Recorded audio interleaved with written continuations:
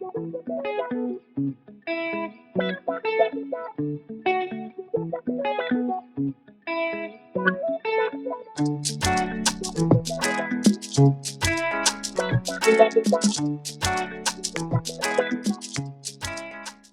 everyone, here we are in Lincolnshire. It's a beautiful day.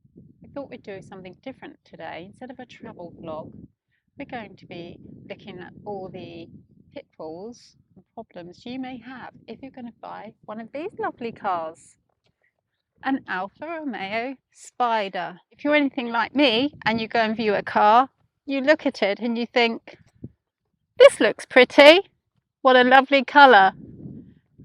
And I have been that person where I think she's beautiful, I'm going to buy her, without having someone check her over. So today we're going to be looking at all the pitfalls if you're going to buy an Alfa Romeo Spider.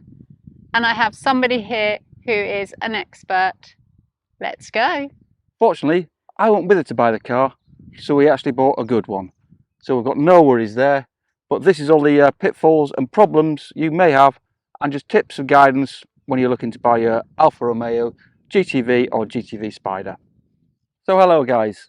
First thing you must remember, the Alfa Romeo GTV and 916 was built roughly between 1996 and 2005 in three main phases. There's a phase 1, phase 2 and phase 3. This is a phase 2 model, and it's a V6 model as well, 2001. So it's pretty in the middle. So first thing to note, you're not buying a new car. They do have aches and groans, mainly from old bushes and suspension parts. As with any car, first thing to do, check the service history, check your engine. It's important you've got a good engine and it's been correctly serviced. These models only usually take 1060 oil and need regular servicing to make them run pretty good, and they'll last for quite a long time. But the service history of V6, timing belt should be done, or must be done, every 5 years, and the 2-litre twin spark, they're saying every 3 years. So you can usually get away with 4 years on a twin spark, but keep it 5 years on the V6, because if you're doing low mileage, you can usually get away with it. But check on service history, and it has been done. And then the first thing you do, I obviously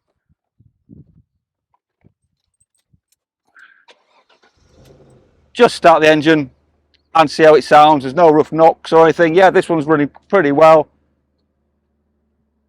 Obviously you've got no smoke at the back and everything's running good. Sorry. The bonnet release is straight underneath the steering wheel. And as you're looking at the car, left hand side, as you're looking at it, is the bonnet release again, the bonnet catch. So as you can see, it's the V6 model, 3-litre, 24 valves,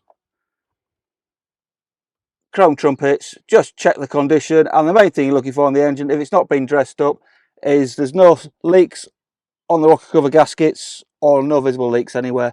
It runs smooth and there's no leaks. Quickly you can check the oil as well, just to show it's clean and there's no sludge or bubbling from a head gasket. So this car, I checked on the service history before I bought it. It did have a thermostat issue recently before I bought it, but it got changed a couple of years ago. And you see there's a little bit of a bit of coolant there from the thermostat, but we have got very clean coolant as well, which is important. So yeah, this has been regular changed, regular service, clean coolant, and the timing belt's been recently done as well. So everything's good on the engine side.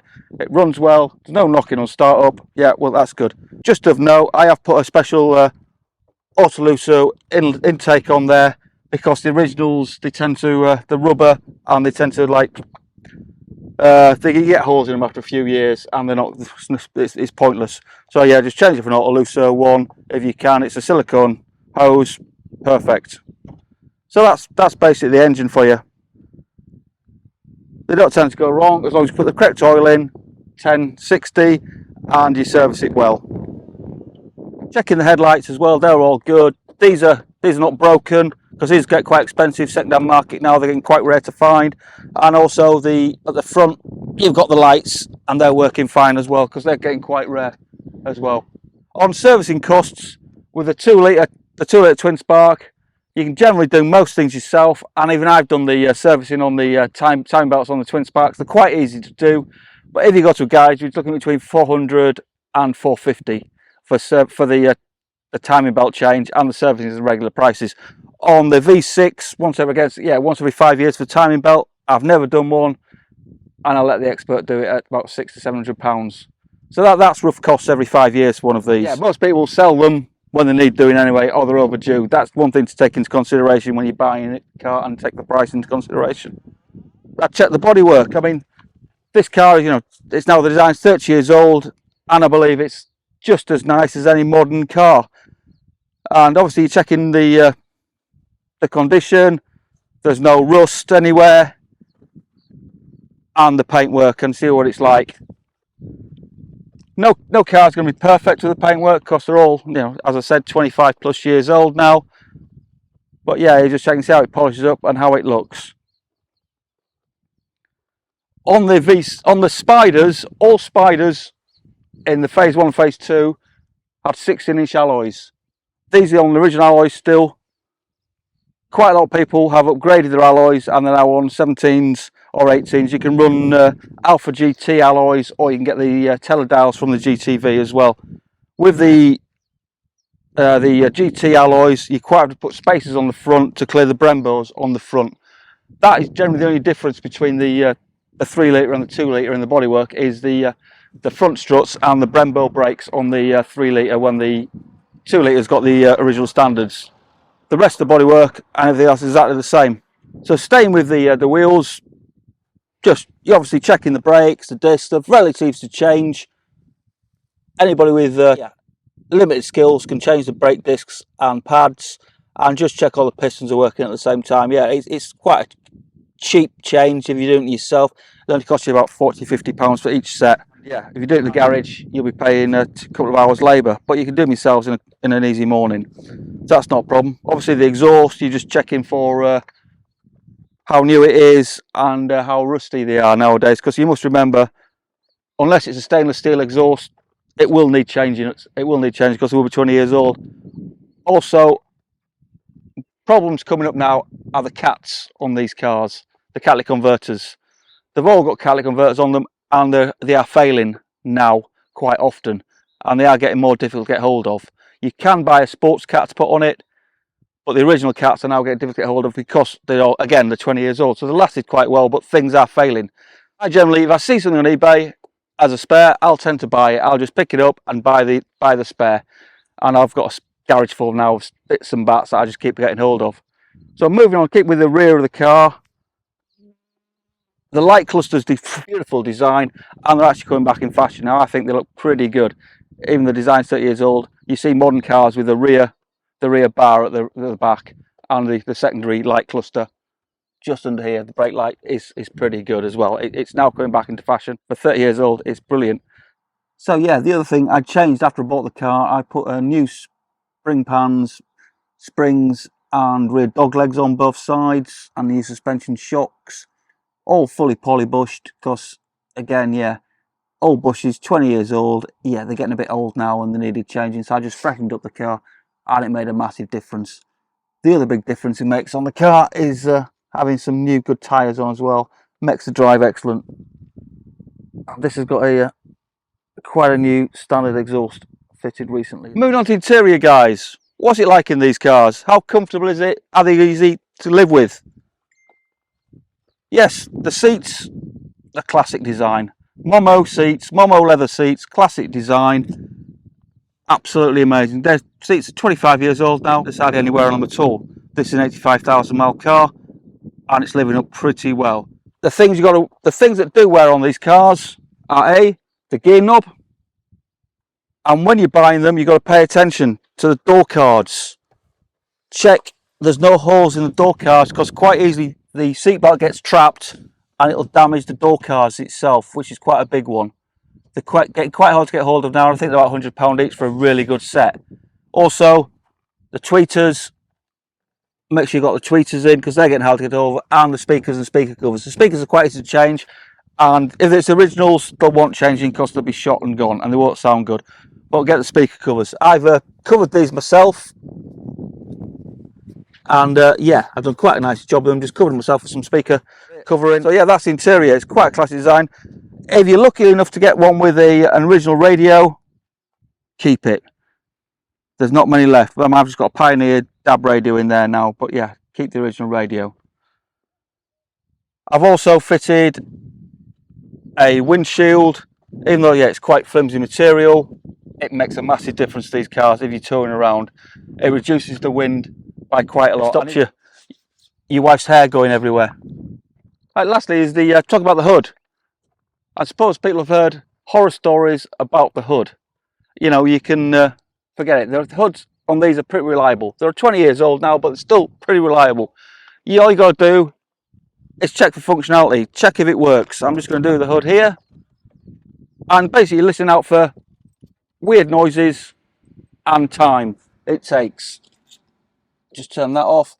So basically, handbrake's on, just press the button. It should take approximately 30 seconds. That's smooth action, no weird noises, nothing coming out. The hood's working fine.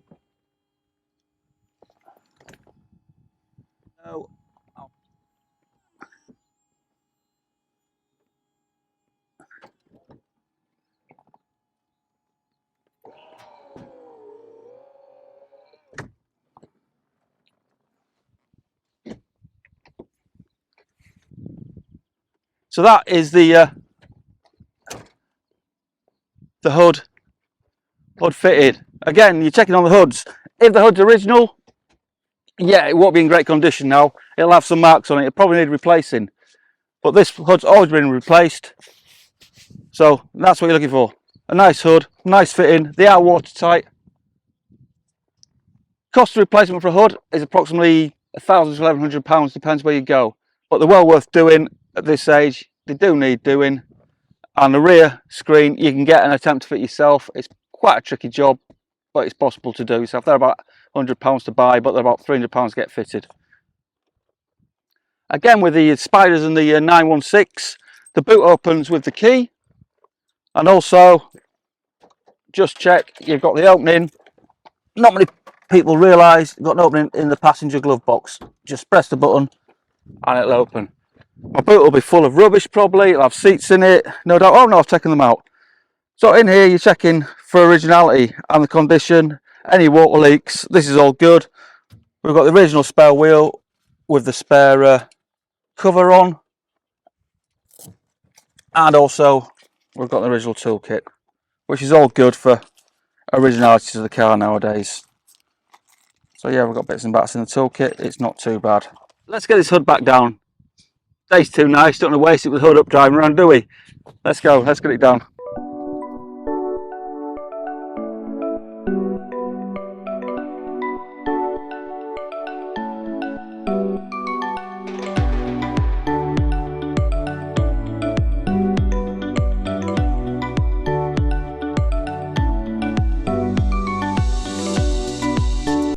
People think buying an Alfa Romeo, horror story, rust everywhere, unreliable, electrical faults, everything else. But I've owned Alfas now for 15 years plus, and they're as reliable as any car on the road. I can see as long as you're servicing well, they're all reliable. Rust, this car's 24 years old now. There's no rust on it. You know, you find me a VW Golf or a BMW that's 20 this age without rust. So they don't have any problems now. This car is 916s are brilliant. They don't rust very much at all, unless you get a really bad one that's not being looked after. Also, yeah, reliability. Keep them serviced. They'll run forever. I've ran one of these recently for 2 years as my daily work driver. Not a problem. No issues. No faults. No nothing. It ran every day. 15,000 miles. Not a problem. Don't be put off by Alfa Romeo. You're buying great looking cars. It's Italian. It's a sports car, it's 2-seater. What more do you want? The sun's out, take the plunge. Prices are very, very cheap at the moment for what you're getting. I mean, what can you can pick one of these up for £2,500, which is probably good condition. Not this one, obviously, but you can pick a GTV up or a 2-litre Spider for £2,500, £3,000. It's cheap motoring fun. You can't go wrong. So the most important thing, guys, when driving one of these in the summer, get your hat on and suntan cream. But no, honestly, thanks for watching the video, and I hope you found a bit of information. Hope you found it okay. And if you think about buying one and you're unsure, watch the video, leave me a comment and get in touch, and I'll help you on a proper buyer's guide. I'll help you through it, and we'll make sure you get a good one. And yeah, just keep these cars running. They're one of the best cars on the road. Great value at the moment. Yeah, what more do you want? Have fun, guys. See you later.